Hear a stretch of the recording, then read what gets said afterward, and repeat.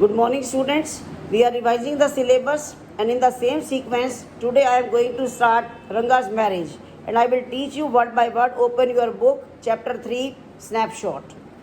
From the very first line. The lesson, the story, revolves around Ranga, the village accountant's son, who had just come back from Bangalore. At the news of his arrival, the villagers gather at his home to analyze if he had changed or not, and what is his perception about marriage.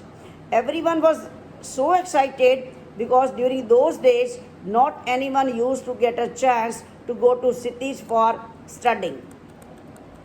Then the narrator expects the readers to be questioning the simplicity of the title, why he has entitled the story as Ranga's marriage. He feels readers might be thinking of fancier titles like Rangnath Vivah or Rangnathan Vijaya or Girja Kalyanam. He clarifies that although he had options of keeping such elaborate names, the reason why he chose the basic and casual one is because the story is about our Ranga as in someone who is very close and dear to him. They live in a village called Hosahalli in Mysore. Not many people know of it, and the narrator does not blame them because there is no trace of it in the geography books. Even the Englishmen have no idea about the place, but they are also not to blame because our citizens too are completely ignorant about his village. He refers to the people as sheep who blindly follow each other and do not use their logic or brain to justify or invent things. At last, he feels the cartographer, one who draws the maps, is also not to be held responsible. As a result, there is no trace of their village on the map. The narrator feels apologetic for getting carried away and deviating from the topic. He then again throws light upon the significance of their village Hosahalli. He says it is just as important as Mysore is to India, Kariga Dabbu to a festive meal, and filling is to Kariga Dabbu. It is the name of sweet. Thus, he cannot highlight its importance anymore. Not only him, but the doctor named Gunda Bhatt feels the same. The doctor has been to many places except England, but he still loves Hosahalli. However, an outsider might contest this, but the narrator claims to stick to his opinion about this place. Then he tells the readers about their special mango trees in the village, whose mangoes are famous for their special quality. He once took the fruit at home to make chutney, and everyone suffered from a bad cough after eating it. It was only when he went to see the doctor that he told him about the quality of mangoes of Hosahalli. The narrator asks the readers to take a bite and assures that the soreness of the mango will be felt by them till the top of their head. The word is given Brahmandra. Not only the mangoes, even everything in or around this village is remarkable. The creeper growing in the pond and its flowers are also special. One can even serve an afternoon meal on its leaves. All you need to do is to grab 2 leaves when you are on your way to the pond to bath. After speaking highly of his village, the narrator says if anyone wishes to see for himself or herself, one must contact him. He will help them to reach there. Also, he feels that there is no better way to know a place than to visit it. Come to the next paragraph.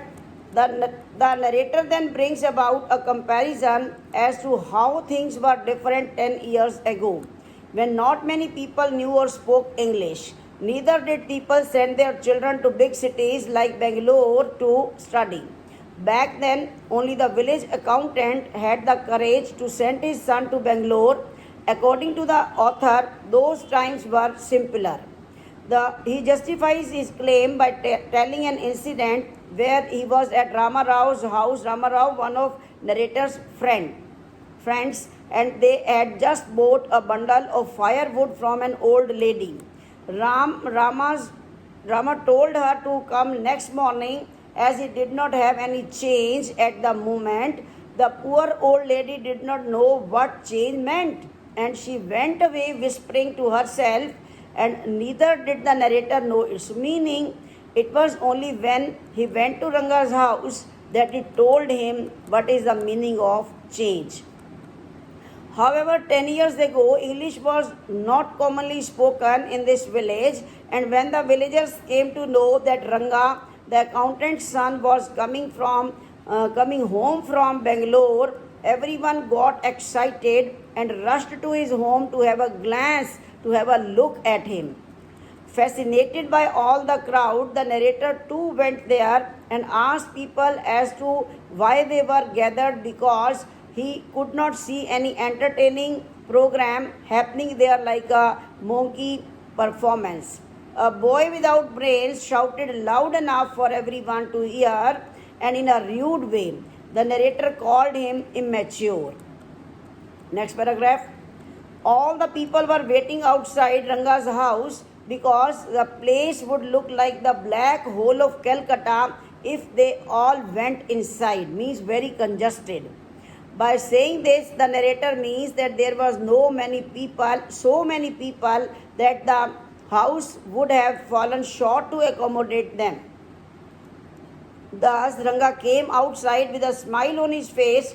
Everyone was so amazed to see that Ranga had not changed a bit after he left 6 months ago.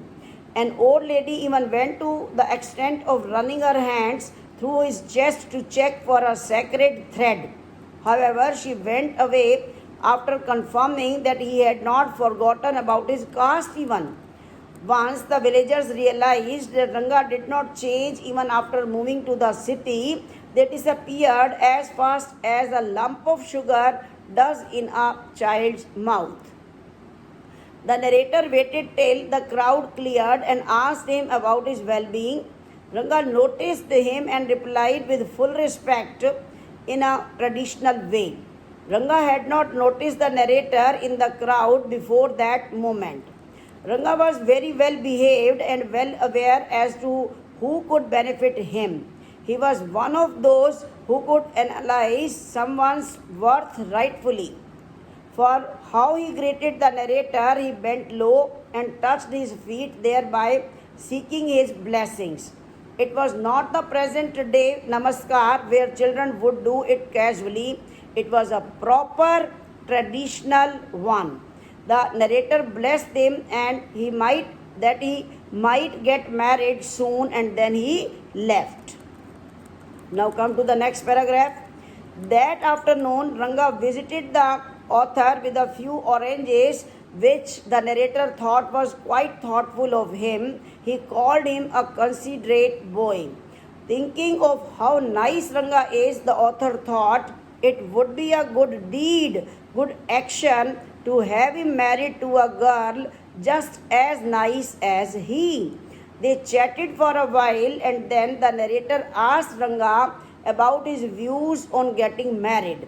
Ranga expresses that he does not intend on marrying now because he intends on finding the right girl first. He cites the example of an officer who got married at the age of 30 to a woman aged 25. Now, since these are both adults, they would understand each other's action and behavior. Whereas, suppose the narrator finds a girl who is very young, she could misunderstand his words or actions because she is not mature enough. He even mentions the love story of Shakuntala and Dushyant from Mahabharata, and that he would not have fallen in love with Shakuntala if she were too young. In that case, Kalidas' play also would have not existed. That is why he intends on staying a bachelor till he finds the right girl. Here the narrator introduces us to a new character in the story named Ratna. She is 11 years old and is Rama Rao's niece. She had lost both her parents, so her uncle brought her from the big town to his home with him. She had great voice and could play harmonium and veena. The narrator thought that Ranga and Ratna would make a great pair. Rest of the story I will teach you in the next lecture. Go through the story thoroughly. Thank you.